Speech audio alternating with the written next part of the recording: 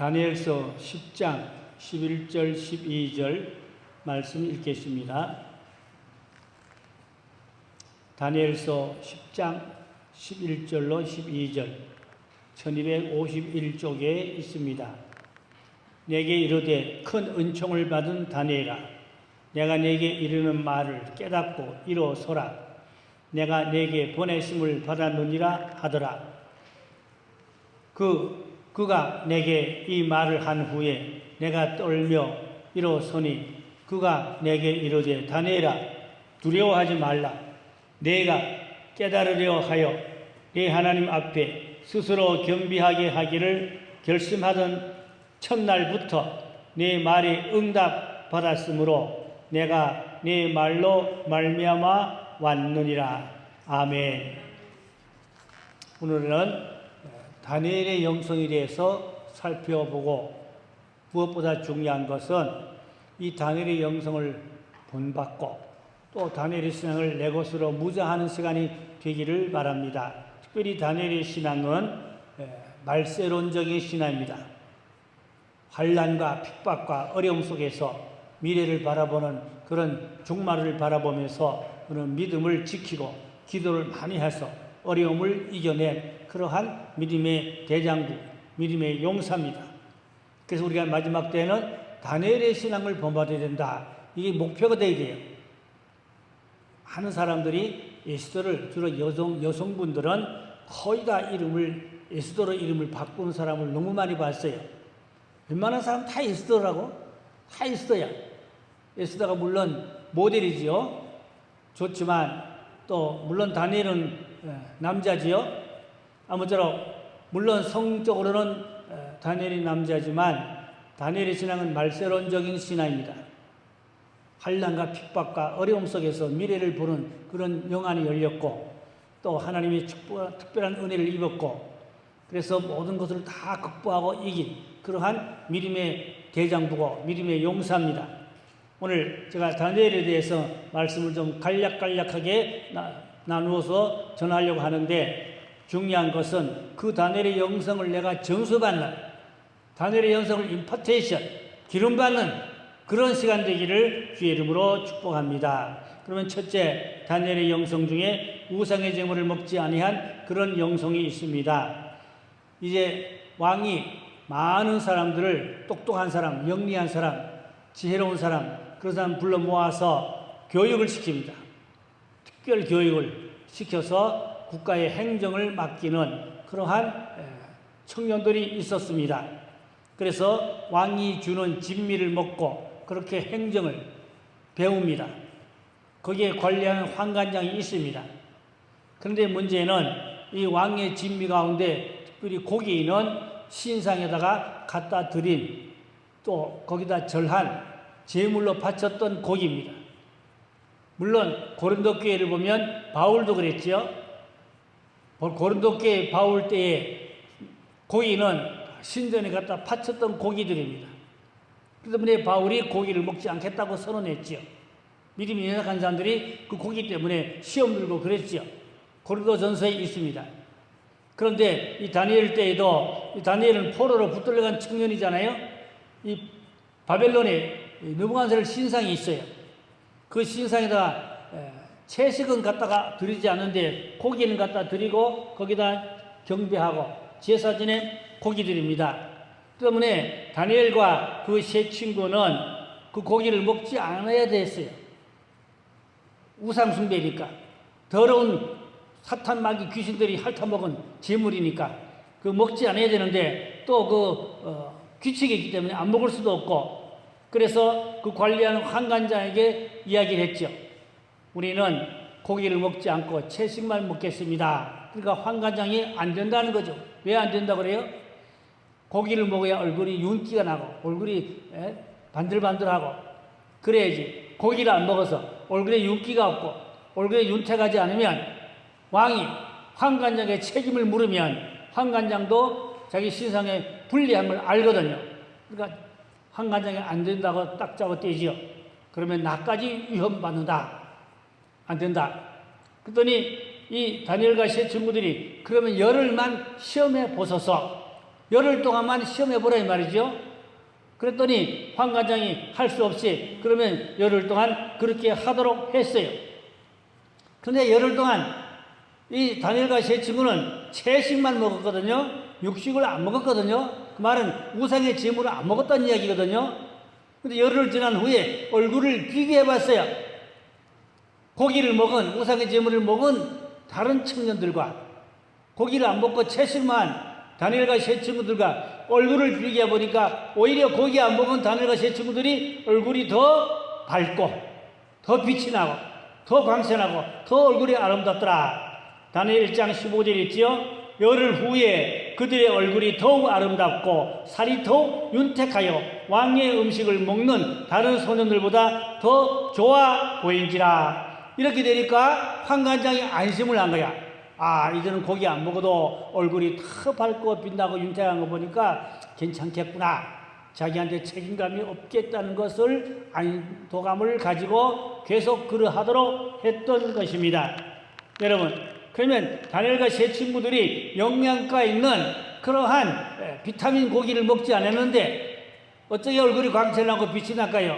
그거는 하나님의 특별한 은혜를 입었기 때문이죠. 은혜 입은 얼굴이기 때문에 그 얼굴에 하나님께서 광채가 나게 하였지요. 사도행전에 보니까 스데반이 돌에 맞아 죽을지언정 그 얼굴은 광채가 난데 그 얼굴이 천사의 얼굴 같았더라. 돌에 맞아 죽는 스데반의 얼굴이 천사의 얼굴같이 빛이 나고 광채가 났다고 했습니다. 그것은 성령 충만하면 얼굴이 환하게 밝아지고 이뻐질 줄로 믿으시기 바랍니다. 전도서 8장 1절에 보니까 누가 지혜자와 같으며 누가 사물의 이치를 아는 자이냐. 사람의 지혜는 그의 얼굴에 광채가 나게 하나니 그의 얼굴에 사나운 것이 변하느니라. 여기 전도서에서 한 이 말씀은 지혜자라고 했지만 지혜자를 오늘 우리가 시대의 단어로 조금 바꿔보면 은혜자죠. 은혜를 많이 입은 자. 지혜도 하나님의 은혜를 입은 자가 지혜자잖아요. 그러니까 은혜를 많이 입으면 얼굴이 어떻게 된다고요? 사나운 얼굴도 변한다. 강도 같은 얼굴도 변한다. 얼굴이 환하게 성자같이 밝아지고 빛이 난다. 그 말입니다.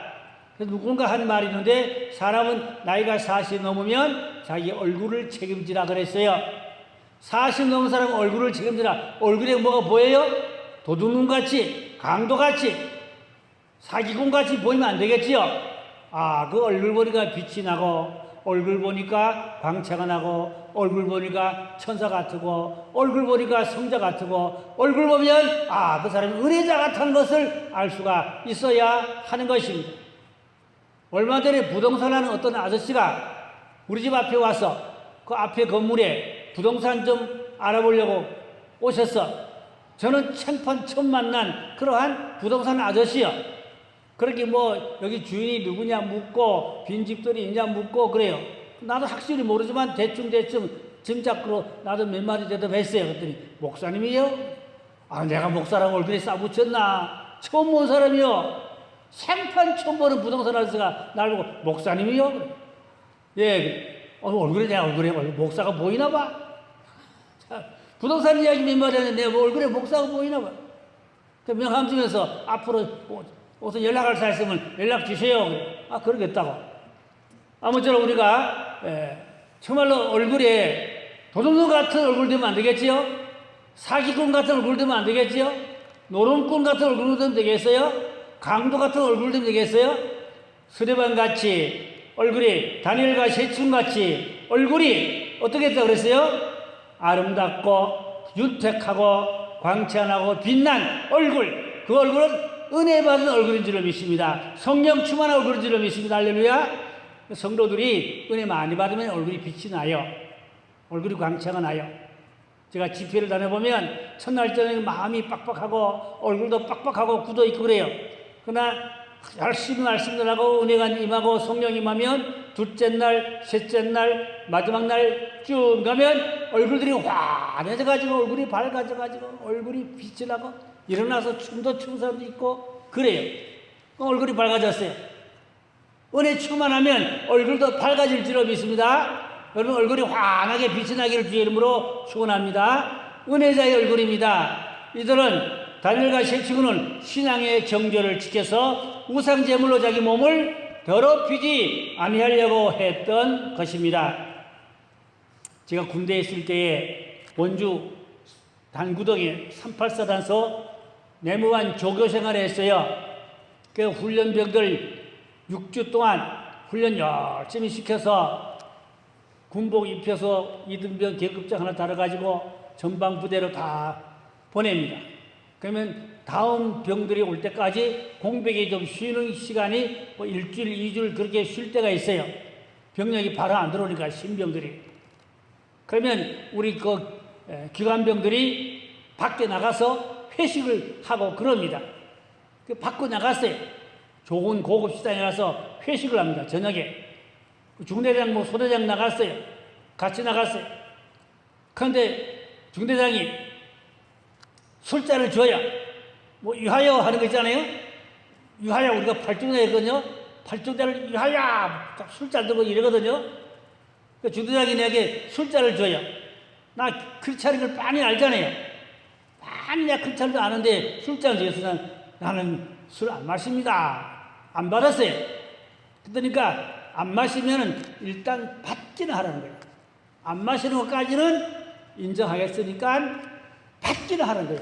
내가 안 받았어요. 받아가지고 나오면 되는데 받지도 않았다니까요. 그러니까 중대장이 얼굴이 아주 안 좋아져요. 되게 기분 나빠져요. 분위기가 아주 안 좋아졌어요. 그 나중에 부대 들어왔는데 중대장실로 불러요. 갔어요. 술잔 안 받았다고. 중대장을 권위를 실수했다고. 그 받기로 하면 되는데 받지도 않았다고. 아주 나를 지독한 인간으로 취급하는 거야. 못된 놈으로 취급하는 거야.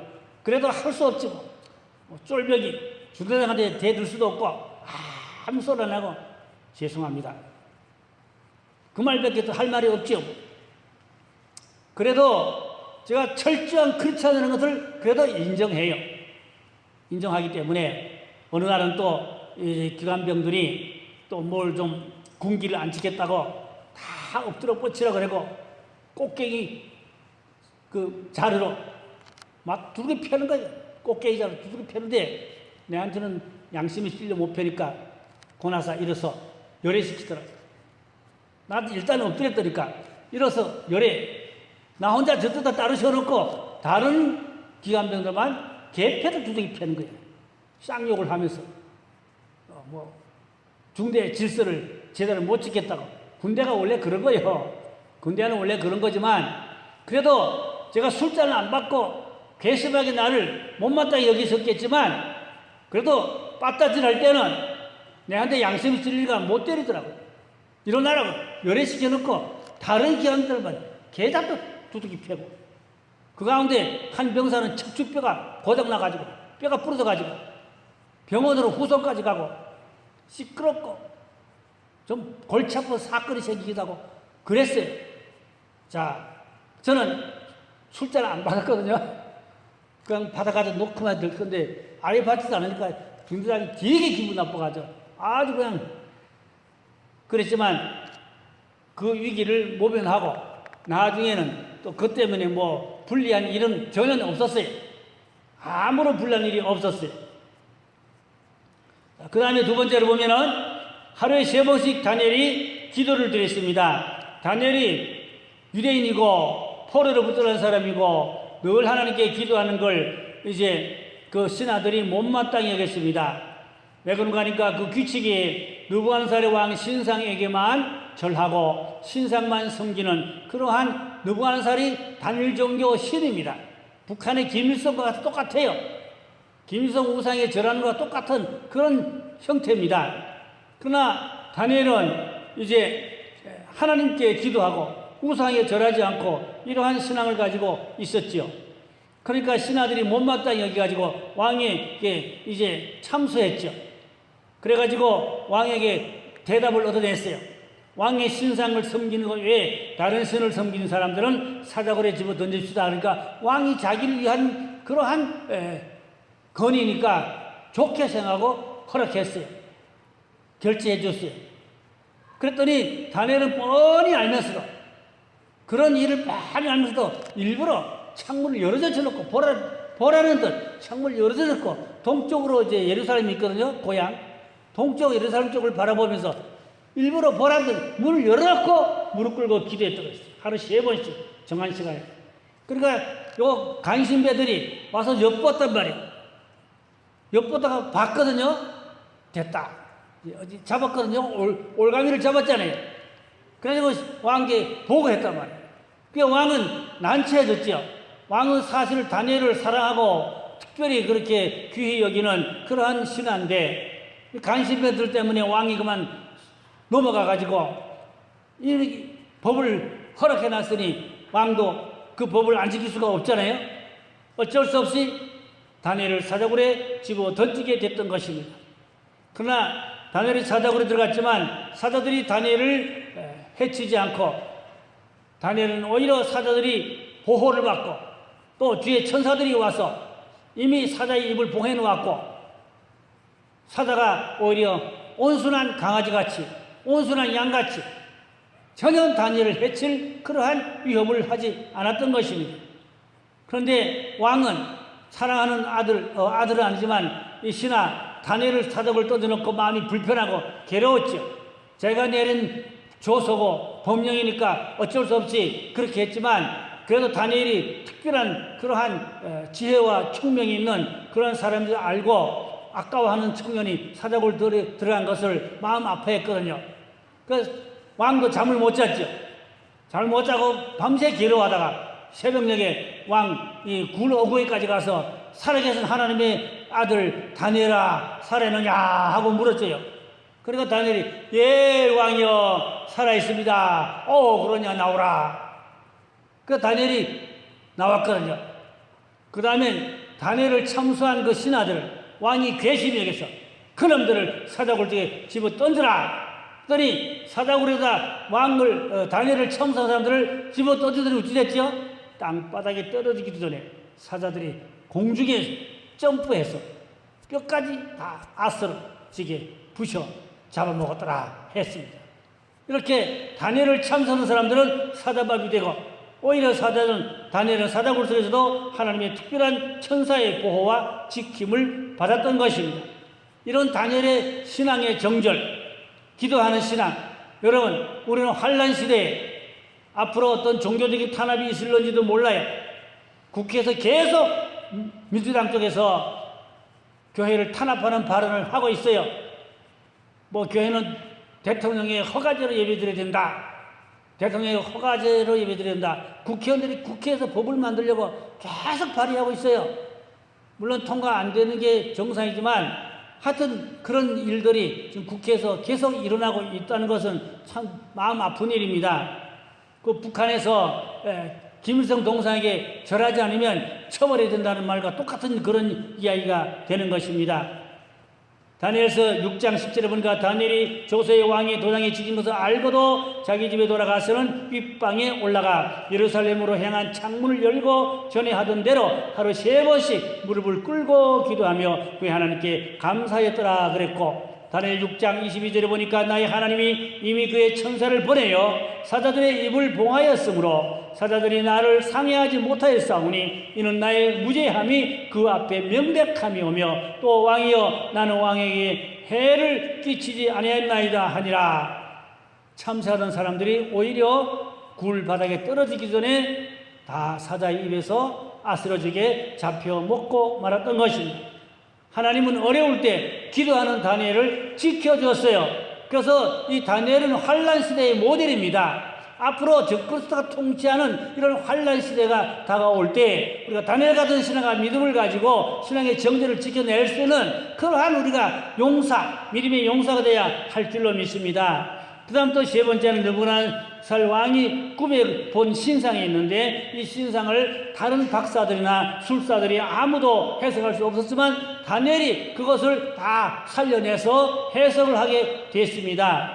그 내용을 간략해 보면 느부갓네살 왕이 본 신상이 있는데, 첫째 그 머리는 이마이고 로마는 금나라로 그렇게 해석을 합니다. 가슴과 두 팔은 메대와 바사이고 은나라, 페르시아를 해석합니다. 그 다음에 배와 넓적다리는 그리스이고 또 논나라를 해석합니다. 이거 역사적 사건들을 자세히 말씀드리려면 많은 시간이 필요합니다. 종아리는 로마이고 철나라라고 하는 것입니다. 그 다음에 발과 발가락은 철과 흙이고 큰 성 바벨론으로 마지막 때 적그리스도가 통치하는 7년 대환란으로 그렇게 보고 있습니다. 그런데 중요한 것은 하늘로부터 내려온 돌이 이 우상을 다 부시고 새 나라가 건설된다고 하는데, 이것은 제 이름의 예수님 오시면 큰 성 바벨론 문화를 다 심판하시고 천년 왕국 이 땅에 하나님의 나라를 세우신다는 말씀인 것입니다. 이 말씀을 제가 방송 설교도 했고 이거 교재를 만들어서 다니면서 강의도 하고 그러는 중요한 여기 내용이 엄청 많습니다. 우리가 그렇게 따로 말씀을 드릴 수는 없겠고, 아무쪼록 이 신상에 본 10발가락은 마지막 적그리스도가 세상을 10권역을 만들어 가지고 이제 10왕을 세워 가지고 그래서 단일 정권으로 마지막 7년 대환란으로 가게 되는 그러한 해석으로 그렇게 정통주의자들이 보고 있습니다. 다니엘 1장 20절에 보면 왕이여 그들에게 모든 일을 묻는 중에 그 지혜와 청명이 온 나라 박수와 술객보다 10배나 나은 줄 아니라. 여기 다니엘의 지혜와 청명이 다른 박수나 술객들보다 10배나 지혜롭고 청명하다고 그랬어요. 지혜는 현명한 좋은 생각, 지각 있는 생각, 청명은 깨닫는 자, 통찰하다, 또 미래를 아는 통찰력이라 했어요. 특별히 다니엘은 미래를 아는 통찰력이 있었어요. 71의 비밀과 또 이 왕의 신상을 해석하는 비밀을 다니엘이 알므로 인류의 역사의 모든 이제 마지막 때를 다니엘이 보았던 것입니다.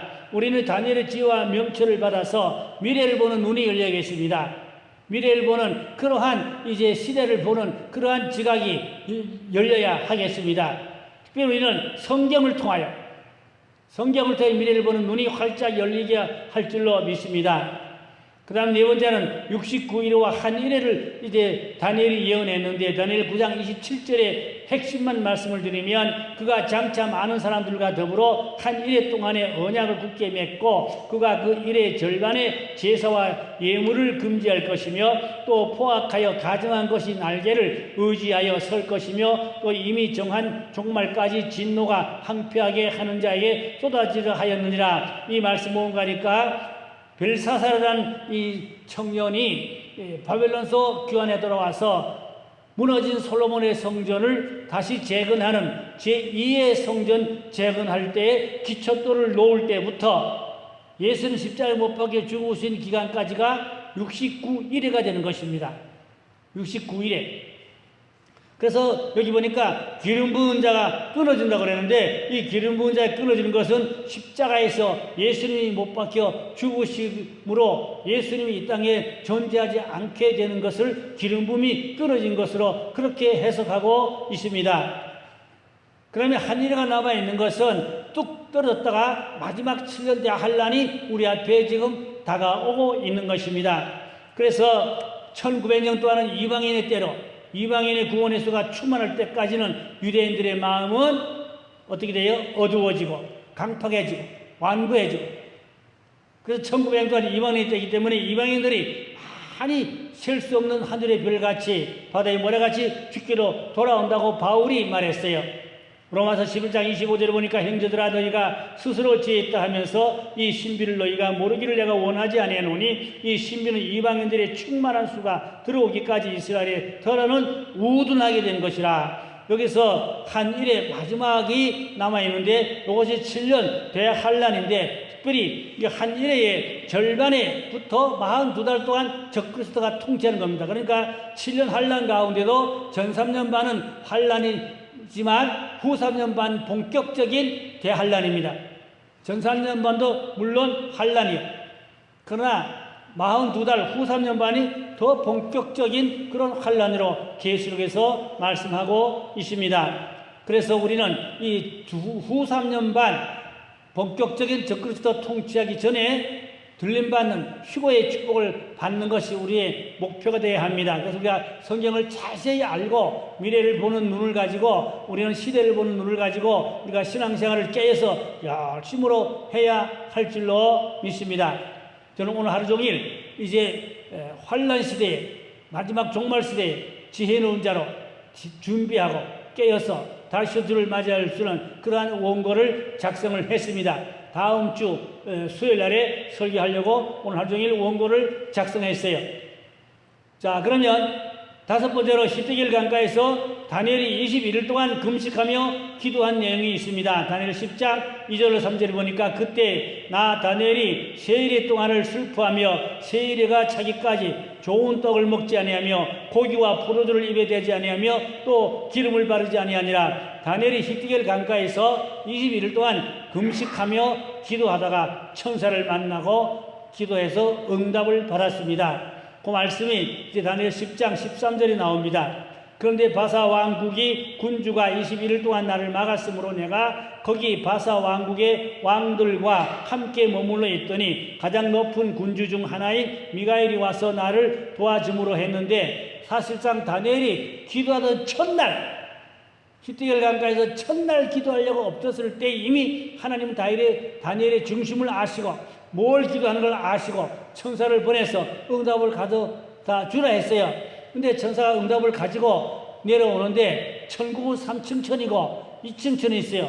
2층 천은 사탄 마귀 나라고 1층 천이 우리가 사는 이 세상입니다.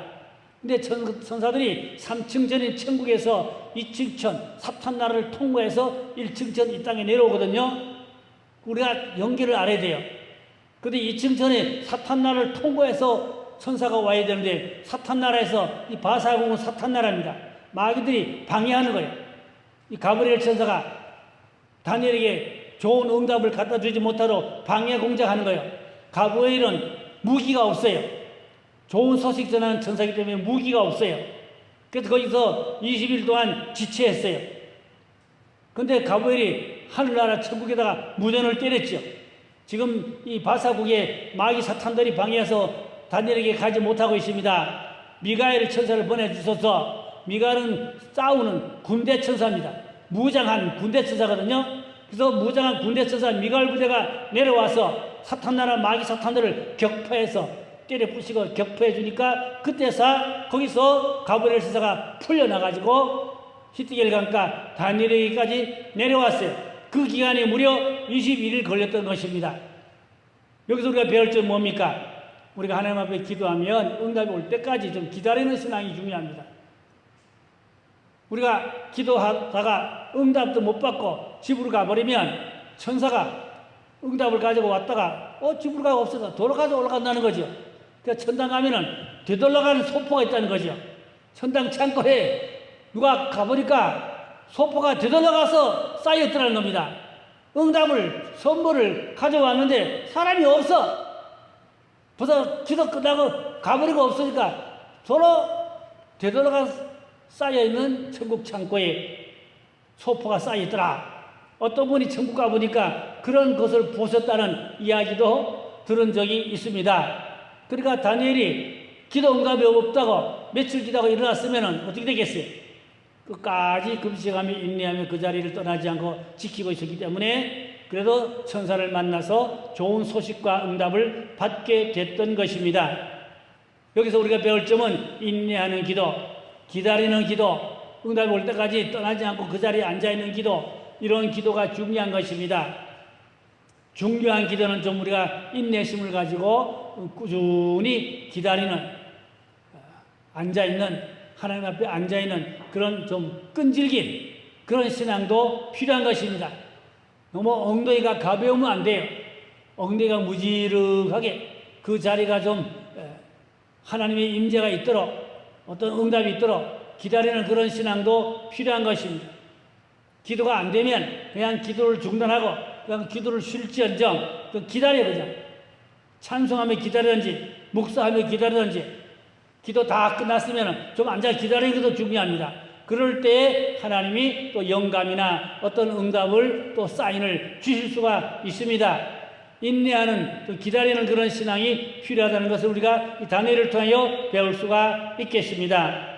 또 그런가 하면 다니엘서 11장 15절 16절에 보니까 이에 북방왕은 와서 토성을 쌓고 견고한 성읍을 점령할 것이요 남방 군대는 그를 당할 수 없으며 또 그가 택한 군대라도 그를 당할 힘이 없을 것이므로 오직 와서 치는 자가 자기 마음대로 행하리니 그를 당할 사람이 없겠고 그는 영화로운 땅에 설 것이요 그의 손에는 멸망이 있으리라. 이 말씀이 뭔가 하니까 북쪽 군대가 내려와서 남쪽 군대를 이긴다, 그런 말씀인데, 이것을 지리적으로 보니까 이스라엘 북쪽에 시리아가 있고 이스라엘 북쪽에 아수르가 있고 이스라엘 북쪽에 또 강대국들이 있어요.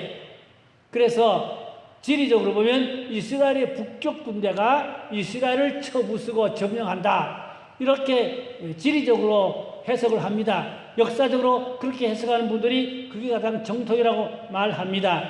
그러나 영적인 종들은 또 이 말씀을 종말론적으로 보니까 북쪽 군대는 좌군입니다.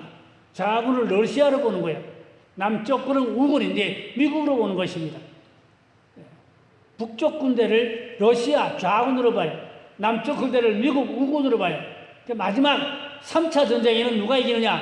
북쪽군, 좌군, 러시아군이 이기는 걸로, 미국이 패하는 걸로 그렇게 보고 있습니다. 예언자들도 그렇게 예언하는 분들이 많고요. 구체적인 얘기는 제가 다 할 수가 없지만 하여튼 마지막 전쟁은 좌군이 이긴다, 북군이 이긴다, 남군이 오히려 패한다.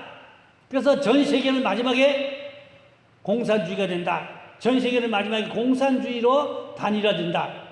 마지막엔 적그리스도가 공산주의거든요. 적그리스도가 공산주의의 그러한 정책으로 단일 정부로 세상을 마지막 끌고 가게 되다가 하나님의 심판을 받게 되는 걸로 계시록도 그렇게 되어 있어요. 다니엘서하고 계시록하고 똑같이 가요. 다니엘서와 계시록하고 똑같이 가요. 성경 맞춰보면 딱 그렇게 딱딱 맞게 되어 있습니다. 그래 우리가 성경을 알므로 미래를 보는 눈이 열려야 됩니다. 성경을 깊이 알고 특별히 여러분 다니엘서와 계시록을 많이 읽어서 거기서 미래를 보는 눈이 활짝 열리면 이 두께서 느부갓네살 왕의 신상과 다니엘의 말한 이제 그 70일의 그런 비밀을 알면은 미래가 보입니다. 미래가 알아집니다.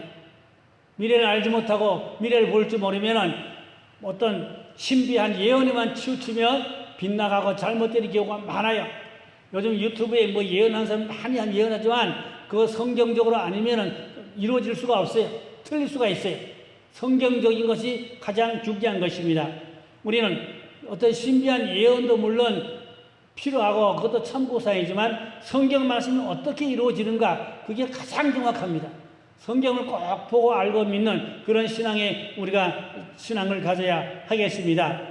마지막으로 다니엘 12장 3절 4절을 보니까 땅의 티끌 가운데서 자는 자 중에 많은 사람이 깨어나 영생을 받는 자도 있겠고 수치를 당하여서 영원히 부끄러움을 당할 자도 있을 것이며 지혜 있는 자는 궁창의 빛과 같이 빛날 것이요 많은 사람을 옳은 대로 오게 한 자는 별과 같이 영원토록 빛나리라. 이 다니엘서 이제 마지막 결론인데, 많은 사람은 옳은 길로 구원의 길로 인도한 자는 하늘의 별과 같이 빛난다.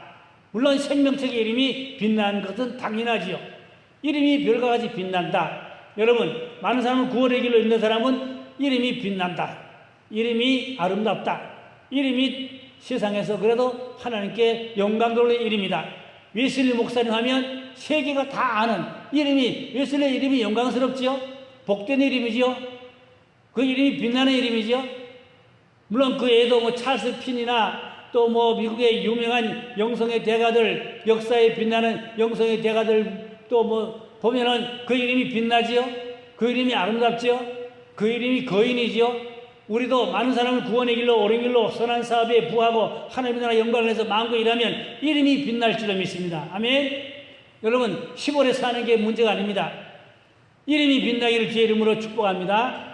이름이 빛나라는 말입니다. 여러분의 이름이 아무도 이웃도 모르는 이름이 되지 말고 여러분이 예수 잘 믿으면 이름이 빛나게 될 줄로 믿습니다. 시골에 살아도 예수 잘 믿고 하나님 일 많이 하고 주께 영광 돌리면 이름이 광채나요. 이름이 존귀해져요.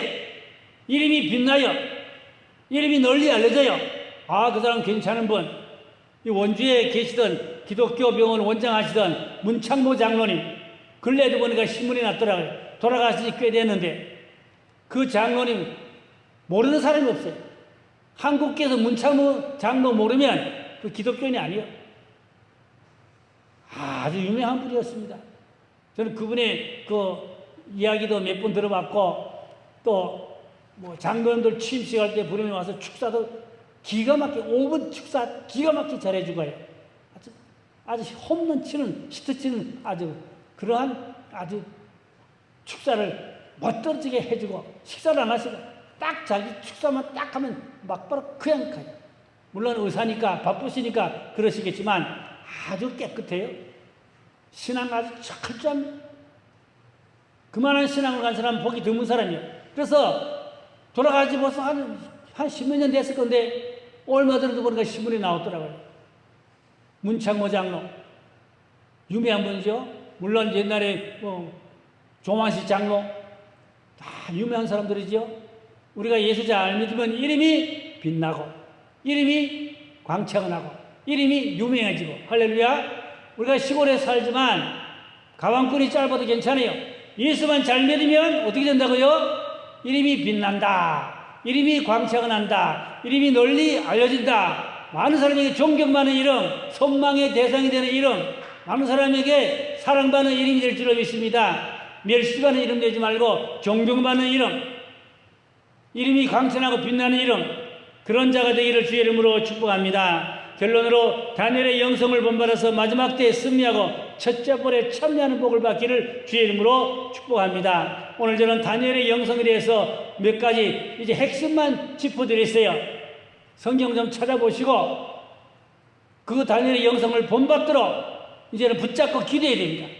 매일같이 여러분 다니엘의 영성 그대로 나에게 전수할 주시옵소서, 본받게 해주시옵소서. 그렇게 기도하여 정말로 다니엘의 영성이 내게 접목되기를, 그래서 환난 시대에, 앞으로 어려운 시대에 우리가 다니엘 같은 신앙으로 신앙 정절을 지켜내고 믿음을 지켜내고 영육권 이런 첫째 벌에 참여하는 복된 저와 여러분 될 수 있기를 주의 이름으로 축복합니다. 기도하겠습니다. 할렐루야. 아버지 하나님, 다니엘의 영성 본받아 환난 시대에 이기는 믿음, 끝까지 승리하는 믿음, 첫째 벌에 참여하는 믿음, 영원한 나라의 천여왕국의 주인공 되는 그런 믿음 되게 하여 주시옵소서. 예수님의 이름으로 기도드렸사옵나이다. 아멘.